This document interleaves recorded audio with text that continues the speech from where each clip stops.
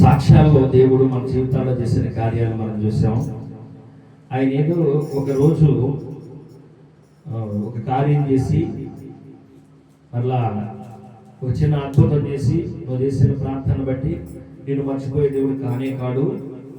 ఆయన మరి కనికరము 1000 తరాల వరకు నిలిచి ఉంటుంది అని దేవుని వాక్యం సెలవిస్తూ ఉంది. దేవుని వాక్యంలో ఒక మాట రాయబడింది. వాక్యంలోకి వెళ్ళే ముందు చిన్న మాట గుర్తు చేస్తాను. ఒకరి ప్రవర్తన వాని దృష్టికి యథార్థంగా కనపడుతుంది అని అంట. వాని దృష్టికి యథార్థంగా కనపడుతుంది, కానీ మానవుని ప్రవర్తన దేవుని దృష్టికి యథార్థంగా కనపడితే వాని తరతరాలు కూడా ఏ విధంగా ఉంటాయి? ఆశీర్వాదకరంగా ఉంటాయి, దీవెనకరంగా ఉంటాయి. ఇప్పుడు మనం సాక్ష్యాల్లో విన్నాము. మరి నాయనమ్మ చేసిన ప్రార్థన వారి పిల్లలకు మరి వారి పిల్లల్లో అనేకులు మరి దేవునికి లోబడకపోయినా ఆయన వారిని విడిచిపెట్టలేదు. లోబడేంత వరకు కూడా వారిని కాపాడుకుంటూనే వస్తాడు. చెయ్యి విడిచిపెట్టే దేవుడు కానీ తగిన కాలమందు వారు సంపూర్ణమైన ఆ యొక్క పరిమళ వాసనలోనికి వచ్చే వరకు పరిశుద్ధాత్ముడు వారిని బలపరుస్తూ నడిపిస్తూ వారిని హెచ్చరిస్తూ గద్దిస్తూ అపవాది చేతులు పడుకోకుండా కాపాడుకుంటూ వచ్చాడు. కనుక మరి మనం చూస్తున్నాం, మన ఎదుట ఉన్నవారి సాక్ష్యాలు. మరి మనము కూడా దేవుని వాక్యానికి విధేయులై దేవుణ్ణి మహింపరిచేవారిగా ఉంటే మన పిల్లలు కూడా ఆ విధంగా ఆశీర్వదించబడునుగాక. ఆమేన్, హల్లెలూయా. మంచిది. దేవుని వాక్యంలో నుంచి కీర్తనల గ్రంథము 71వ అధ్యాయము 7వ వచన భాగం చదువుకుందాం. నేను అనేకులకి ఒక వింతగా ఉన్నాను, అయినను నాకు బలమైన ఆశ్రయము నీవే.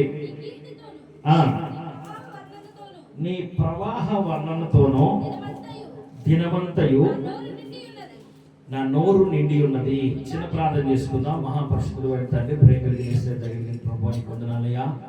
ఈ మధ్యాహ్న సమయంలో ఈ రీతిగా చిన్న మందిగా ఉన్న మాతో మీరు ఉన్నందుకు నీకు వందనాలు యేసయ్యా. మమ్మల్ని ఈ రీతిగా నీ సన్నిధానానికి నడిపించి నువ్వు మహిమపరుచుకున్నందుకు వందనాలు ప్రభువా.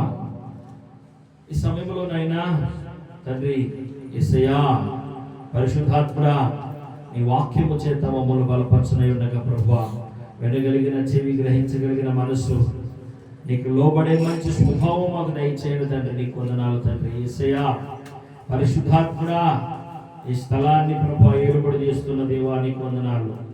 ఈ మందిర ఆవరణంలో ప్రభువా నిలబడి అధ్యక్షులుగా ఉన్న ప్రభువా నీకు వందనాలు నాయనా. నీవు మమ్మల్ని ఆవరించి మేము నడవలసిన చక్కని త్రోవలో మమ్మల్ని నడిపించడానికి మమ్మల్ని ప్రభువా నీ వాక్యము చేత బలపరచమని నేను స్తుతిస్తూ మహింపరుస్తూ గణపరుస్తూ అల్లరాత్మలు త్వరపరచమని, అలాగే నిలబడు నీ దాసునైన నన్ను నీ సెలవు చాటును మరుగుపరుచుకొని నిన్ను మహింపరుచుకోమని యేసయ్యా అతి శ్రేష్టమైన నామములో ప్రార్థించి సమయాన్ని మీకు అప్పచెప్పుకుంటున్నాము తండ్రి.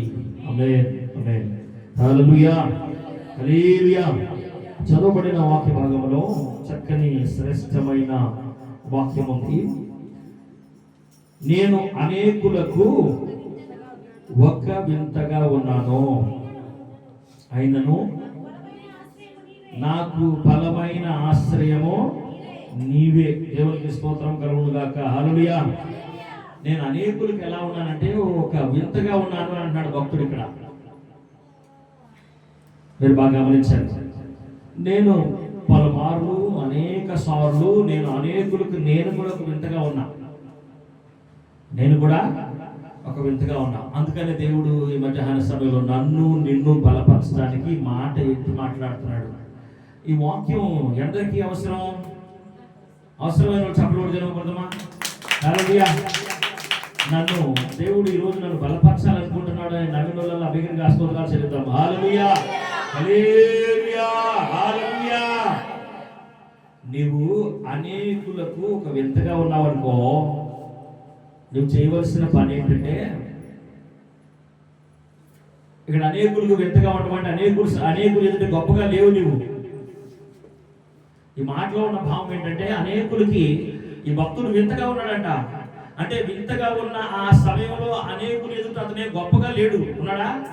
అనేకుల మధ్యలో అవహేళనగా అనేకులు అతన్ని ఏ విధంగా చూస్తున్నారంటే ఒక చిన్న చూపు చూస్తున్నారు.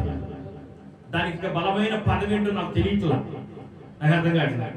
అనేకులు తాను యొక్క భక్తి జీవితాన్ని చూసి, తన యొక్క జీవన శైలిని చూసి, తన యొక్క ఆ పరిస్థితులు, కుటుంబ పరిస్థితులను చూసి, తన యొక్క ఆ చుట్టూ ఉన్న పరిస్థితులు, అతను ఇరుక్కున్న ఆ బాధను చూసి అనేకులు ఏం చేస్తారంటే అతను ఒక వింతగా చూస్తున్నారంట, ఆమెను ఒక వింతగా చూస్తున్నారు.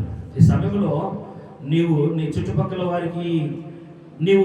వారి యొక్క ముఖాలు చూసినప్పుడు వారిని నవ్వుతూ, లేదా వారిని చూసినప్పుడు వారిని చూసినప్పుడు నిన్ను చూసి నవ్వి, ఎంతో మరి ఒక భయంకరమైన వ్యాధంలో ఉన్న నిన్ను వారు చూసి ఎగతాళి స్వభావం కలిగి ఉన్న ఆ పరిస్థితుల్లో ఉన్నప్పుడు నీవు ఎలా ఉండాలి, అందులో నుంచి నువ్వు ఎలా బయటికి రావాలని భక్తుడు నేర్పుతాడు మనకి.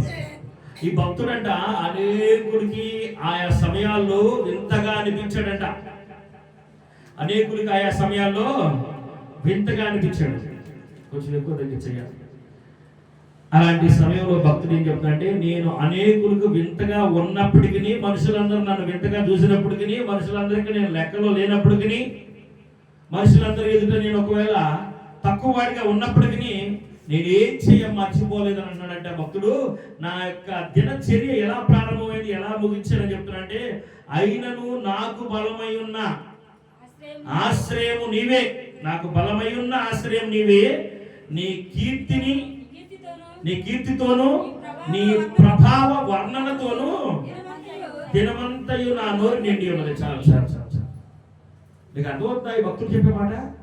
అంటే దేవుని యొక్క ప్రభావ వర్ణన అంటే దేవుని యొక్క ప్రభావ వర్ణనతో నా నోరు నిండుంది దినమంతా నన్ను చూసిన వాళ్ళ నన్ను వాడు చూసి నవ్వాడు, వీడు చూసి నవ్వాడు, వాళ్ళు చూసి నవ్వుతున్నారు, వీడు చూసి నవ్వుతున్నారు, వాళ్ళు ఎగతాళి చేశారు, వీళ్ళు ఎగతాళి చేశారు, వాళ్ళకుంది నాకు లేదు, వాళ్ళు ఎలా ఉన్నారు, నేను ఎలా ఉన్నాను, నేను ఎలా అవటానికి వాళ్ళు కారణం, ఇలాంటిదేం చెప్పతలా భక్తుడు. ఏం చెప్తున్నా అంటే, అనేకులకు నేను ఈ సమయంలో ఒక వింతగా ఉన్నా, అయినప్పటికీ నేను చేసే పని ఏంటో తెలుసా? నాకు ఆశ్రయమైన నా దేవుని యొక్క ప్రభావ వర్ణనను, నా దేవుని యొక్క ఆ ప్రభావం లేదా నా దేవుని యొక్క కృపా వర్ణమును నేను దినమెల్లా కూడా నా నోటితో ఆ పని చేస్తున్నా. నా నోటితో నేను దేవుణ్ణి ఆ వర్ణనను స్తుతిస్తున్నా. నా నోరు నిండిపోయింది, దేవుణ్ణి స్తుతిగానం చేస్తూ నా నోరు నిండిపోయింది. ఆయన ప్రభావ వర్ణన గురించి నేను వివరిస్తూనే ఉన్నా. ఆయన ప్రభావ వర్ణన గురించి నేను వివరిస్తూనే ఉన్నా. అయితే ఒక మాట, అయా మనుషులు అందరూ కూడా అతను చూసి చులకనగా, ఏకిలిగా, హేళనగా చూస్తున్నారు కదా, తక్కువ వాడిగా, లేదా అతని జీవితంలో జరిగే కష్టాలను బట్టు, కరువును బట్టు, ఇబ్బందులు బట్టు, రోగాలను బట్టు, ఇంకా ఒక మనిషిని ఎప్పుడు చూసి నవ్వుతారంటే జనం వారికంటే తక్కువగా కనబడినప్పుడు నవ్వుతారు. నేను చాలా పెద్దోడిని, లేకపోతే నేను చాలా వీరుణ్ణి, నేను చాలా ధనవంతుణ్ణి, నేను చాలా గొప్పవాడిని అని వారు విర్రవీగినప్పుడు, ఎదుటివారు తక్కువగా కనపడినప్పుడు, వారికంటే అన్ని విషయాలు తక్కువగా ఉన్నప్పుడు వారిని చూసి అలాంటి చులకన భావం కలిగి ఉంటారు. అదేనా? ధనవంతుడికి లాజరు ఎలా కనపడుతున్నాడు? చులకనగా కనపడుతున్నాడు. ఎలా కనపడుతున్నాడు? చులకనగా కనపడుతున్నాడు. కొంతకాలమే చులకనగా కనపడ్డాడు. అయితే లాజరుకి ఏమనిపించిందంటే, ఇది కొంతకాలం మాత్రమే, తదుపరి మరొక పరలోక రాజ్యం ఉంది, అందులో నేను ఉన్నతమైన స్థానంలో ఉంటానని గురి కలిగి, నిరీక్షణ కలిగి, దేవుని యందు విశ్వాసం వచ్చి ఉన్నాడు. కొంతకాలం గడిచినాక కనీసం ఈ ధనవంతుడు లాజరుతో పాటు అన్నా ఉన్నాడా? చెప్పాలి, ఉన్నాడా లేడా? ఏంటి మౌనం? మీకు గుర్తులేదా? ధనవంతుడు తెలీదా? అంటే లాజరు ఇంకా చూడాలంటే ఈ ధనవంతుడు కొంతకాలం గడిచిపోయినాక ఎలా చూడాల్సి వచ్చింది? ఇలా చూడాల్సి వచ్చింది. అర్థవుతుందా? అంటే దేవుడు మరి ఎవరి ప్రార్థన వింటాడయ్యా, ఎప్పుడు ఎవరికి సమీపంగా ఉండడానికి ఆయనకి బాగా ఇష్టమయ్యా అంటే దీనులకి. చదువుకున్నామా? ఈ 72వ అధ్యాయంలో 12వ వాక్యం చదువుకున్నామా? కీర్తన గ్రంథం 72వ అధ్యాయము వచ్చిన భాగము 12 చదువుకుందాం. దరిద్రులు మొరపెట్టగా అతడు వారిని విడిపించును. దీనులను నిరాధారులను అతడు విడిపించును. నిరుపేదల యందును పేదల యందును అతడు కనికరముంచును. చూడండి, ఇక అర్థమవుతుంది అసలు. అంటే నేను ఏం చెప్తున్నానంటే, ఈ భక్తుడు చేసిన పని ఏంటంటే, తాను కలిగి ఉన్న విశ్వాసం ఏదో, ఏ దేవుని మీద తాను విశ్వాసం కలిగి ఉన్నాడో ఆ దేవుని గురించి చెప్పడం మాత్రం మానలా. ఆ దేవుని గురించి ప్రచురణ చేసినప్పుడు లేదా ఆ దేవునికి ప్రతినిధిగా నిలబడినప్పుడు అనేకులు ఎదుట ఒకవేళ తక్కువవాడిగా ఉన్నా ఎక్కువవాడిగా ఉన్నా ఎలా ఉన్నా కానీ ఆ దేవుని గురించి చెప్పడం మానడు ఈ భక్తుడు. అందుకనే గొప్పవాడు అవటానికి కారణం ఈ భక్తుడు. దేవుని వాక్యంలో ఒక మాట రాయబడింది సామెతల గ్రంథం 8లో. ఇందాక ఆరాధనకు చదువుకున్నాను. ఏమైనా అక్కడ, నన్ను ప్రేమించు వారిని నేను ప్రేమించున్నాను, నన్ను గణపరచు వారిని నేను గణపరుస్తాను, నన్ను జాగ్రత్తగా వెతుకువారు నన్ను కనుగొందురు. నన్ను జాగ్రత్తగా వెతుకువారు నన్ను కనుగొందురు. కాబట్టి మనము ఆర్థికంగా కుంగిపోయినప్పుడు అనేకులు ఎదుట మనం తక్కువగా కనపడవచ్చేమో, అనేకులు ఎదుట నువ్వు ఒక వింతగా కనపడవచ్చేమో, ఆరోగ్యపరంగా కుంగిపోయినప్పుడు నువ్వు అనేకులకు వింతగా కనపడవచ్చేమో, కుటుంబ పరంగా నువ్వు కుంగిపోయినప్పుడు అనేకులకు నువ్వు ఒకవేళ వింతగా కనపడవచ్చేమో, లేకపోతే నీ పరిస్థితులన్నీ నిన్ను కృంగదీసినప్పుడు, నీ ఇరుగు పొరుగు వారు కృంగదీసినప్పుడు, నీ చుట్టూ ఉన్న వారు కృంగదీసినప్పుడు నీవు అనేకులకు ఒక వింతగా కనపడవచ్చేమో, కానీ నీవు గనక దేవుని పని, దేవుణ్ణి స్తుతించడం, దేవుణ్ణి ఆరాధించడం మానుకోకుండా ఉంటే, అర్థమవుతుందా? ఇక్కడ ఒక చిన్న సమస్య వచ్చి పడింది. మానవులు ఏం దాటలేరయ్యా అంటే సప్త సముద్రాలు దాటుతారు కానీ పిల్లకాలం దాటలేరంట. మీకు అర్థమవుతుందా? అది ఎలాగా? మానవుల జీవితంలో కొన్ని సంవత్సరాలు దేవుని కోసం నిలబడతారు కానీ చిన్న కష్టం వచ్చినా ఆ కొద్ది క్షణాలు మాత్రం దేవుని పక్షాన నిలబడలేరు. అప్పుడు జరిగే ఒక గొప్ప ఆ పెను విషాదం ఏంటంటే, ఇంతకాలం నీ పక్షాన్ని నిలబడితే నాకు ఈ సమస్య ఎందుకు రావాలి అని అంటారు. ఇదేనా కాదా చెప్పండి? నువ్వు 40 సంవత్సరాలు, నువ్వు ఒక 20 సంవత్సరాల నుంచి దేవుని యేసుప్రభుని నమ్ముకొని బాప్తీసం తీసుకొని నీ కుటుంబం అంతా దేవుల్లో ఉన్నారు. 20 సంవత్సరాల తర్వాత సాతాను ఏదో ఒక నీ కుటుంబం మీదకి చిన్న సమస్య తెచ్చాడు. అప్పుడు నువ్వు చేయవలసిన పని ఏంటంటే, 20 సంవత్సరాల నుంచి దేవుని నువ్వు ఎలా స్తుతించావో ఇప్పుడు కూడా అలాగే స్తుతించాలా. విడువక ఆయన ప్రేమించాలా. ఆయన కూడా నిన్ను విడువక ప్రేమిస్తాడు. ఇక్కడ దేవునికి మనుషులకి కమ్యూనికేషన్ ఎప్పుడు తెగిపోయిందయ్యా అంటే, ఈ కష్టం వచ్చినప్పుడు అసలు నిన్ను ఇన్ని సంవత్సరాల నుంచి నిన్ను పట్టుకొని ఉంటమే నా తప్పు. ఇదేనా? ఇన్ని సంవత్సరాల నుంచి నేను చేసిన పూజలు ఏమైపోయినాయి, పురస్కారాలు ఏమైపోయినాయి, యజ్ఞాలు ఏమైపోయినాయి, ఇంకా ఇంకేమంటారు అట్ని దానగుణాలు ఏమైపోయినాయి, అన్నదానాలు అయిపోయినాయి, ఇలాగ అన్నీ చెప్పుకొని తాము చేసినవన్నీ చెప్పుకొని దేవుని మీద వేష్టపోతూ ఉంటారు. దేవుని మీద వేష్టపోతూ ఉంటారు. సపోజ్ నేను ఒక 15 సంవత్సరాల నుంచి రక్షించబడ్డానయ్యా, ఈరోజు నా మీద శ్రమ వచ్చేసింది, నాకు చావా రేవా అన్నట్టుగా ఉందయ్యా, నాకు చావా రేవా. అదిగో నా కుటుంబీకులు నన్ను దావమంటున్నారు, నా కుటుంబీకులు నన్ను నిలుపమన్నారు, నా కుటుంబీకులు నన్ను ఇది అంటున్నారు అది అంటున్నారు. అవును, ఈ సమయంలో 15 సంవత్సరాల నుంచి నీకు నేను చేసిన ఉపవాసాలు ఏమైపోయినాయి, యాచనలు ఏమైపోయినాయి, ప్రార్థనలు ఏమైపోయినాయి, నా అంగలార్పు ఏమైపోయింది.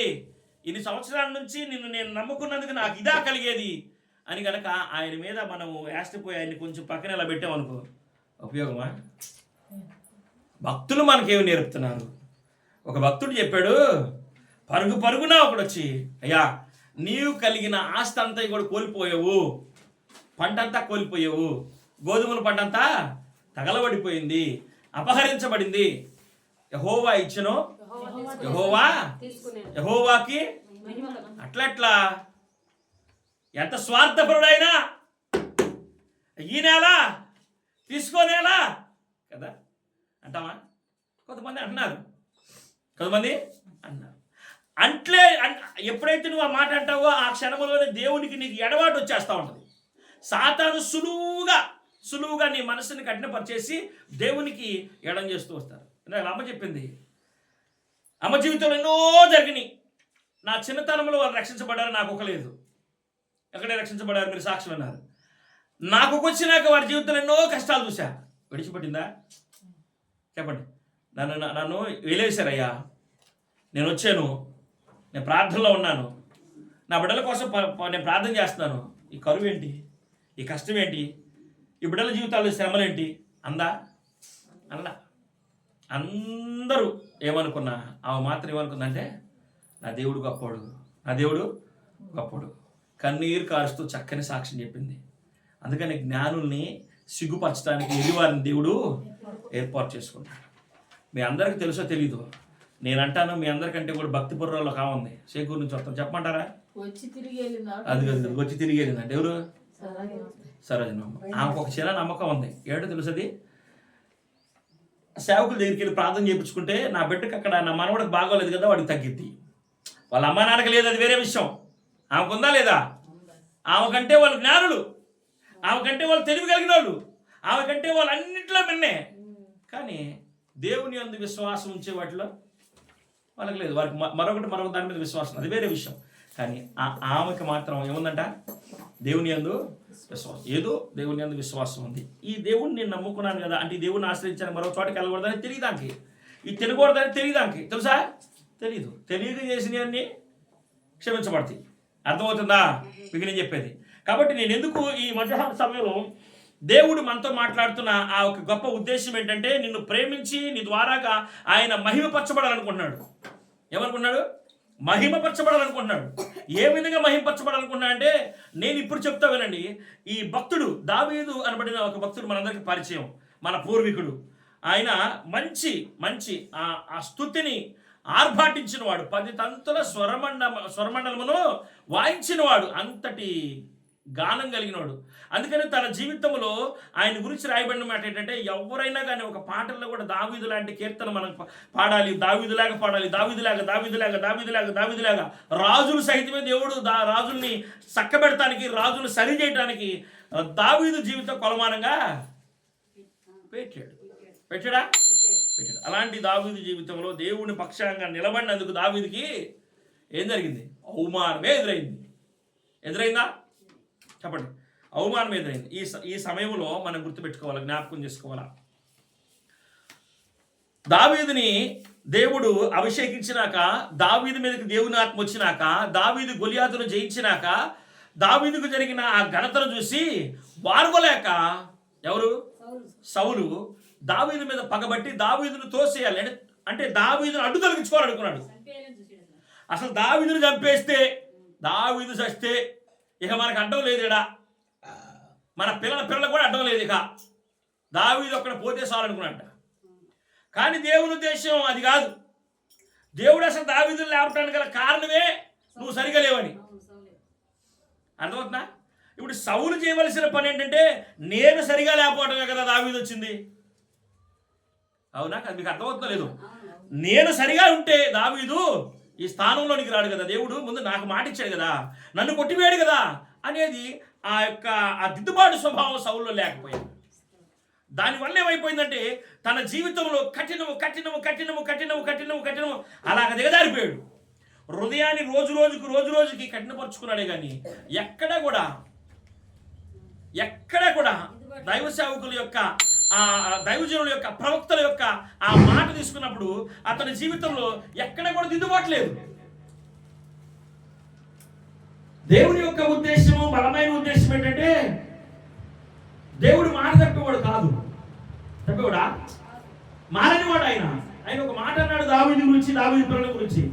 నేను దావీదుకు మాట ఇచ్చాను, నా మాట మాత్రం నేను తీసేయను, నేను కొట్టివేయను, అసలు నేను అబద్ధికుడు ఎందుకు అవ్వాలి అని అన్నాడు.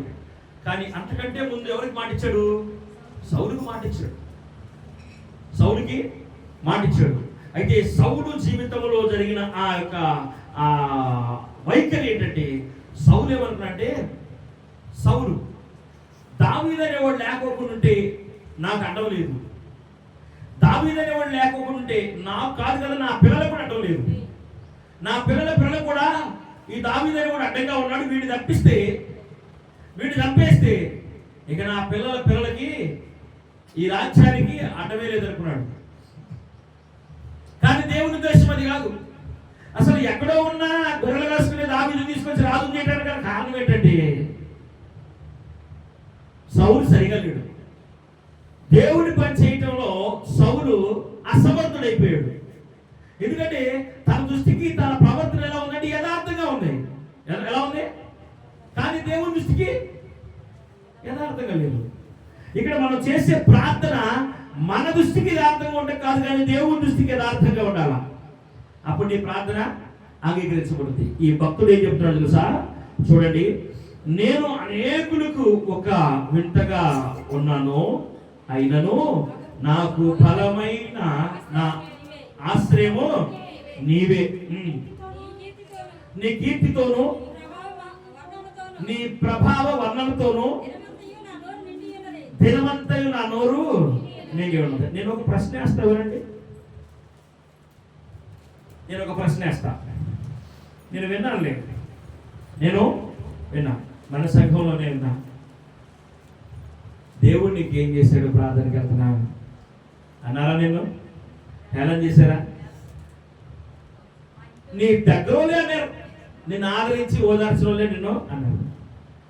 అంటే నువ్వు 2 సంవత్సరాల నుంచి ప్రార్థనకి వెళ్తున్నావు కదా, నీకు ఏం జరిగింది, నీకు దేవుడు ఏం చేశాడు, అసలు ఈ బాధలు ఎందుకు, అవమానాలు ఎందుకు, ఇది ఎందుకు, అసలు మనం 10 మందిలో మనం నవ్వులు పాలవటం ఎందుకు, నువ్వు పోవటం ఎందుకు అని చెప్పి అనేక రకాలుగా అనేవాడు 10 మంది ఉంటారా? ఇలా చెప్పిన సాక్ష్యంలో కూడా ఒక 20 మంది 100 మంది నిలబడి పెద్దలు, ఏడకమ్మా నువ్వు పోతనా అంటే పోకూడదు వారికి అని అన్నారు. పోయిందా? ఏడకయ్య పోయేదా? నన్ను నా పిల్లల్ని కాపాడాడు దేవుడు, స్వస్థపరిచాడు దేవుడు. కాబట్టి నా పిల్లల రక్షణ కొరకు నా ప్రయాసం నేను పడతా. మీ సంగతి మీరు చూసుకోండి. నీకంటే ఎక్కువ శ్రమలే. ఇంకో విషయం ఏంటంటే, నేను నీకు ఎలేలా, వాళ్ళని ఎలేసారు, ఇందులో నుంచి బయటికి వెళ్ళిన వాళ్ళని ఎలేసారు. నేను ఎందుకు ఈ మాట చెప్తున్నా అంటే, ఈ మధ్యాహ్న సమయంలో ప్రభు ఈ వాక్యం ద్వారా నీతో మాట్లాడిన ఉద్దేశం ఏంటంటే, నీ జీవితం ఒకవేళ ఆర్థికంగా కుంగిపోవటం వల్ల నువ్వు అనేకులకు వింతగా ఉన్నావేమో, ఒకవేళ ఆరోగ్యపరంగా నువ్వు కుంగిపోవటం వల్ల అనేకులకు నువ్వు వింతగా అవహేళనగా ఉన్నావేమో, శుభకర భావంతో చూస్తున్నారేమో, దాంపత్యపరంగా లేకపోతే విద్యపరంగా, ఉద్యోగపరంగా, వ్యాపార పరంగా దేంట్లో నీవు కుంగిపోయావో, దేంట్లో నీవు అనేకులకు వింతగా ఉన్నావు, అనేకులకు తక్కువగా ఉన్నావు, అనేకుల దృష్టికి నువ్వు మనుషుల దృష్టికి చులకనగా ఉన్నావో, అప్పుడు నువ్వు చేయాల్సిన పని ఏంటంటే, నీవు నమ్ముకున్న దేవుణ్ణి, సర్వాధికారి అయిన యేసు ప్రభువు వారిని నువ్వు ఎలా ప్రశ్నించాలా? నేను ఇద్దరని చెప్తా.